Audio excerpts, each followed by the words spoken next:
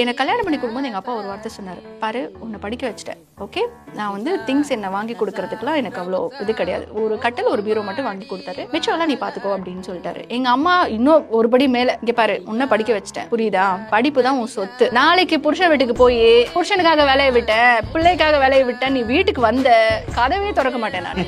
உன்னை படிக்க வச்சதே நீ சொந்த காலில் நின்று நீ சந்தோஷமா இருக்கணும் அப்படிங்கிறதுக்காக தான் அப்படின்னு எங்கள் அம்மா அதை தான் அட்வைஸ் பண்ணுவேன். மிச்ச அம்மாலாம் என்ன சொல்லுவாங்க,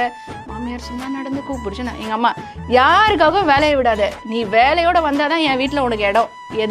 எது நடந்தாலும் வாழ்க்கையில நான் உனக்கு சப்போர்ட்டிவா இருக்கேன், ஆனா உன் வேலை உனக்கு சப்போர்ட்டிவா இருக்கும், நாங்க நாளைக்கு எப்பயும் உன் கூட இருக்க மாட்டோம், எல்லாரும் உன் கூட இருப்பாங்கலாம் சொல்ல முடியாது, ஆனா உனக்கு வேலை இருக்கும், உனக்கு வந்து சம்பளம் இருக்கும், அதை மட்டும் விடாதன்னு சொல்லி